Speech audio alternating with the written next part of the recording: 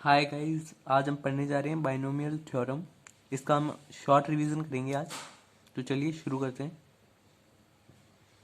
तो N factorial क्या होता है? एन फैक्टोरियल को इस तरीके से भी डिनोट किया जाता है और इस तरीके से भी किया जाता है, ठीक है।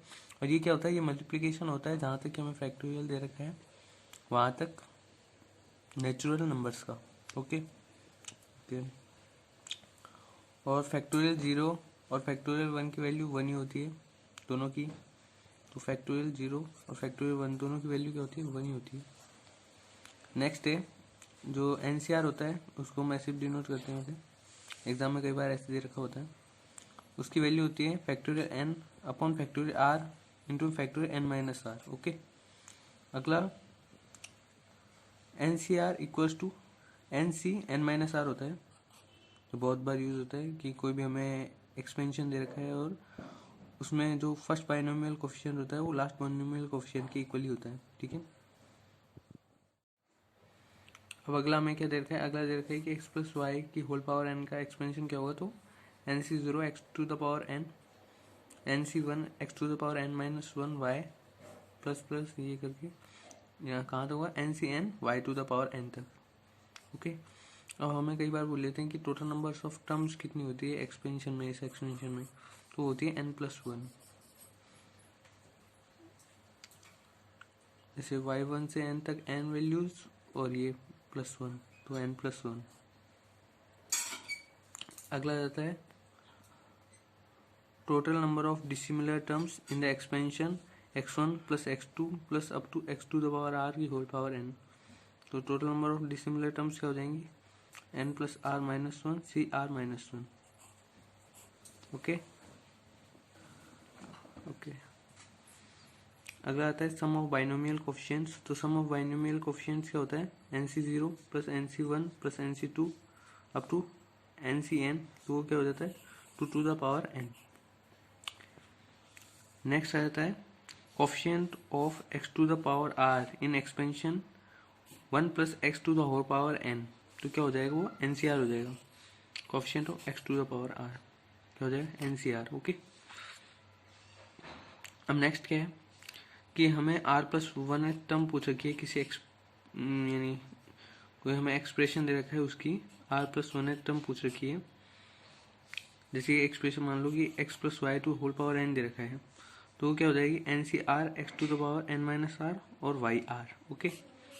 तो ये आर प्लस 1 टर्म हो जाएगी, ठीक है, ओके।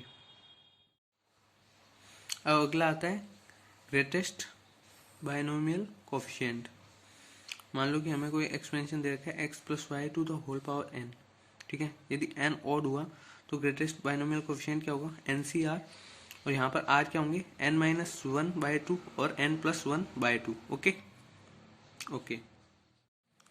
लेकिन यदि n हमें इवन दे रखा है तो भी n ग्रेटेस्ट बाइनोमियल कोफिशिएंट तो NCR होता है, लेकिन r यहाँ पर क्या हो जाएगा? n/2। और यहाँ पर केवल एक ही होता है, r क्या होता है? n/2, okay. अगला जो NCR अपॉन NCR माइनस 1, ये कई बार आ जाता है एग्जाम में, कई बार पता भी नहीं चलता आ जाता है। तो NCR अपॉन NCR माइनस 1 क्या हो जाएगा? n minus r plus 1 upon r, okay. तो ये इसकी वैल्यू हो जाएगी, ओके। अगला आता है how to calculate numerically greatest term, okay. मान लीजिए फिर से हमें एक्सपेंशन दे रखा है x plus y to the whole power n, तो हम यहाँ पर एक p निकालते हैं। p कुछ भी आप ऐसे मान लो, कोई कुछ भी है, कुछ भी मान लो कि p निकालना है हमें। p होता क्या है? n प्लस 1, जो n दे रखा है plus 1 upon 1 plus mod of x by y, okay. Mod of x by y, यहाँ x यही है और y ये है। तो यहाँ पर इनकी वैल्यूज हमें क्वेश्चन में दे रखी होती है, वो पुट करते हैं और n की वैल्यू तो p की वैल्यू आती है, ठीक है। p की कुछ वैल्यू आती है यहाँ पर। और फिर क्या हम p को देखते हैं, यदि p इंटीजर है, यदि p नहीं इंटीजर है, सॉरी, यदि p इंटीजर नहीं है तो न्यूमेरिकल ग्रेटेस्ट टर्म क्या हो जाएगी? कौन सी टर्म हो जाएगी numerical greatest term? Greatest integer of p plus 1, यानी जो ग्रेटेस्ट इंटीजर ऑफ p ले लेंगे प्लस 1 टर्म जो होगी वो क्या हो जाएगी? न्यूमेरिकली ग्रेटेस्ट टर्म हो जाएगी। लेकिन सेकंड कैसे कि यदि p इंटीजर हुआ तो क्या होगा? तो यदि p इंटीजर हुआ तो न्यूमेरिकली जो ग्रेटेस्ट टर्म होगी वो p एक टर्म हो जाएगी और p प्लस 1 टर्म हो जाएगी। यहाँ पर दो टर्म होंगी जो न्यूमेरिकली ग्रेटेस्ट टर्म्स होंगी। Okay okay. अब अगला आता है मल्टीनोमियल थ्योरम। अभी मल्टीनोमियल थ्योरम क्या है? तो मल्टीनोमियल ऐसा एक्सप्रेशन दे रखा है, अभी तक बाइनोमियल आए थे, यहाँ पर दो ही आए थे, यानी एक्स प्लस वाई आए थे, लेकिन अब क्या होंगे, अब मल्टीपल से आएंगे। तो x1 plus x2 plus x3 अब तो x to the power m दे रखा है, हमें कोई एक्सपेंशन दे रखा है मान लो तो है। तो जो टर्म जो इन्वॉल्व जिसमें x1 to the power p1 x2 to the power p2, ये p1 p2 क्या है, इसकी पावर दे रखी है, ठीक है, up to x m to the power pm। तो किसके इक्वल हो जाएगी, factorial n upon factorial p1 factorial p2 up to factorial pm into में हुए आ जाएंगे जो टर्म्स जिनका हमें पूछा था कि ये टर्म्स इन्वॉल्व करनी चाहिए, तो ये टर्म्स आ गई। और जहाँ पर ये ध्यान रखना हमेशा है कि जो p1 p2 p3 up to pn जो इनका सम है ना, वो हमेशा n के इक्वल आएगा। n क्या है, टोटल पावर है, n यहाँ पर है वो टोटल पावर है। ओके, क्या है, टोटल पावर है जो यहाँ दे रखी है हमें। ओके, अब अगला आता है रिमाइंडर बेस्ड प्रॉब्लम्स, कि जो रिमाइंडर बेस्ड प्रॉब्लम्स पूछ ली जाती है एग्जाम्स में, वो कैसे करनी होती है। ओके, तो मान लीजिए कि हमें एक क्वेश्चन दे रखा है कि हमें 5 टू द पावर 36 है अपॉन 13, इसका हमें रिमाइंडर निकालना है। तो हम क्या करेंगे, पहले इसको लिख लेंगे, बाद में हम कुछ इस प्रकार यानी इसको चेंज करेंगे, यानी जो नीचे दे रखा है हमें उसका जो उसके मल्टीपल में यानी इसके प्लस माइनस होना आ जाए, जैसे 26 से डिवाइड हो जाएगा तो इसके आसपास यानी प्लस माइनस 1 में कोई वैल्यू, इसके 5 का स्क्वायर करेंगे तो आ रही है क्या, 5 का क्यूब करेंगे तो आ रही है क्या, जो पावर दे रही है उससे करके देखेंगे। तो हम देखेंगे कि हाँ यार ये 26 से डिवाइड हो जाएगा, यानी 26 इज डिवाइडेड बाय 13, तो यहाँ पर 25 आ रहा है। तो 25 को हम क्या लिख सकते हैं, 26 माइनस 1 अपॉन 13। ओके, तो हम ये लिख सकते हैं, तो इसकी होल पावर 18 हो जाएगी। 18 कैसे हो जाएगी, 36 में से हमने 2 अंदर ले लिया तो इसका स्क्वायर तो अभी 25 हुआ ना, तो बाद में 18 बच जाएगा। ओके, फिर इसको हम एक्सपेंड करेंगे तो हमें ये टर्म्स मिल जाएंगे लास्ट तक। ओके, तो बाद में हम सब में 26 कॉमन ले लेंगे, लेकिन जो लास्ट टर्म होगी वहाँ पर से 26 कॉमन नहीं आएगा तो उसको एज इट इज रख देंगे +1, और बाकी सब की जगह हम क्या एक कांस्टेंट लगा देंगे कि ओके डिवाइडेड बाय 13। तो हम देखेंगे कि यार ये यहाँ से 26 से तो डिवाइड हो जाएगा, तो यहाँ पर तो कोई एक इंटीजर ही आएगा, ऑलवेज एक इंटीजर ही आएगा, लेकिन यहाँ पर ये एक 1 बच रहा है, यानी 1 रिमाइंडर बच रहा है, तो 1 जो होगा ना वो इसका रिमाइंडर हो जाएगा इसी प्रकार। ठीक है, नहीं ये यहाँ पर एक चीज़ हमेशा ध्यान रखनी कि हमेशा प्लस माइनस 1 में होने, ताकि आसानी होती है, काफ़ी आसानी होती है प्लस माइनस 1 में होता है तो। ओके, चलिए अगला करते हैं। तो अगला बहुत ही इंपॉर्टेंट है, कई बार इन पेपर में आ चुका है, कई बार पेपर में आ चुका है, क्या है, NCR plus NCR-1 equals to N+1 CR, यानी यहाँ तक कि जे एडवांस के पेपर में भी आ चुका है। ठीक है, तो इसको खास कर अच्छे से ध्यान रखना, कभी भी क्वेश्चन में आ जाता है, इसका पता चल जाता है, वैसे याद नहीं रहता कई बार कैसे करना है। तो NCR प्लस NCR-1 देखो तो ऊपर वाले टर्म्स में +1 हो जाएगा, और यहाँ पर जो ग्रेटेस्ट टर्म्स होंगे ना वही आ जाएगी, तो N+1 CR। ओके, अब नेक्स्ट है, हमें सिग्मा दे रखा है R=0 से n में R इंटू NC0, तो इसके हम टर्म्स बनाएंगे तो क्या आ जाएगी, 0 plus 1NC1 plus 2NC2 plus 3NC3। तो इन सब का जो सिग्मा अप टू n होगा वो क्या हो जाएगा, n into 2 to the power n-1, क्या हो जाएगा, n into 2 to the power n-1। Okay, अगला है, अब जैसे कि NCR दे रखा है तो हम उसको किसके इक्वल लिख सकते हैं, हम इनमें से n और R नीचे से बाहर लेंगे तो क्या है, n/r into n-1 CR-1। Okay, ध्यान रखना, ये भी कई बार यूज हो जाता है कि NCR को हम क्या लिख सकते हैं, n/r n-1 CR-1। Okay okay, अब अगला अभी यानी कई बार यूज हो चुका है ये भी क्वेश्चन में, बहुत ही बार। ओके, जिसको याद रहता है वो उससे तो हो जाता है क्वेश्चन, लेकिन जिसको याद नहीं रहता उससे हो नहीं पाता, तो इसको जरूर ध्यान रखना। मैंने इसे वैसे भी रेड ब्रैकेट में ले रखा है, रेड बॉक्स में।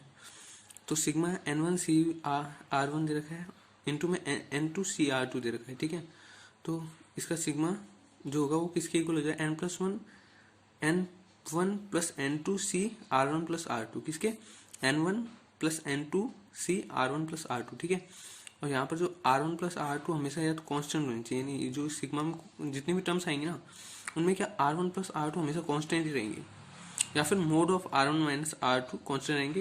यदि ये हो रखा है ना, तब हमें इसको पहले इसमें कन्वर्ट करना पड़ेगा, उसके बाद ही हम ये सीधा फॉर्मूला लगा सकते हैं कि हम नहीं उसको n2 माइनस जैसे ऐसे दे रखा है तो हम उसमें क्या करेंगे n2 माइनस R2 करेंगे तो वो टर्म आ जाएगी, फिर यही कांस्टेंट होने लग जाएगा, तो फिर हम बाद में सीधा ये फॉर्मूला लगा सकते हैं। ओके, तो इसके एग्जांपल के लिए मैंने एक एग्जांपल लिया था अच्छे समझ में आ जाए, तो 30C0 पर 40C20 plus 30C1 40C19 plus इन देखिए, तो ये हमेशा क्या कांस्टेंट आ रहा है।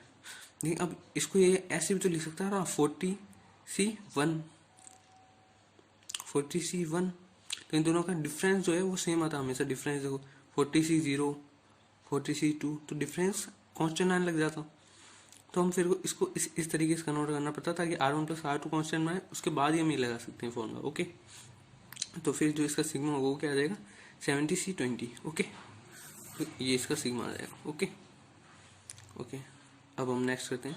नेक्स्ट हमें दे रखा है कि यदि हमें क्वेश्चन में दे रखा होगी if NC_R1 equals to NC_R2 है, तो दो पॉसिबिलिटीज हो सकती है कि एक तो R1 इक्वल्स टू R2 हो जाए और एक हो जाती है कि R1 plus R2 equals to N हो जाए।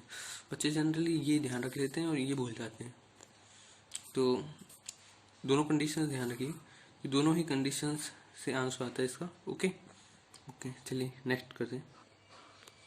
तो नेक्स्ट में हमें कुछ एक्सप्रेशंस दे रखे हैं, तो उन्हें याद कर लीजिए कि 1 plus x to the whole power n का क्या एक्सप्रेशन होता है, और 1 minus x to the power n का क्या एक्सप्रेशन होता है, 1 plus x to the power n 1 plus x का whole power n minus n का एक्सप्रेशन क्या होता है, और 1 माइनस एक्स की होल पावर माइनस n का एक्सप्रेशन क्या होता है।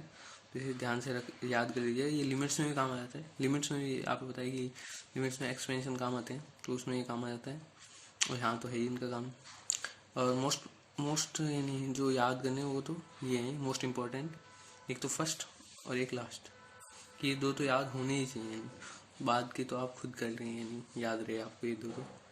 ओके, तो ये इनमें कुछ बताने वाली बात नहीं है, तो याद रखनी है आपको। ओके, नेक्स्ट अब हमें यदि देखा है कि कोफिशिएंट बताओ x to the power r in the expansion 1 minus x की whole power minus n। Okay, की होल पावर माइनस n देखा है, तो क्या हो जाएगा n plus r minus 1 CR।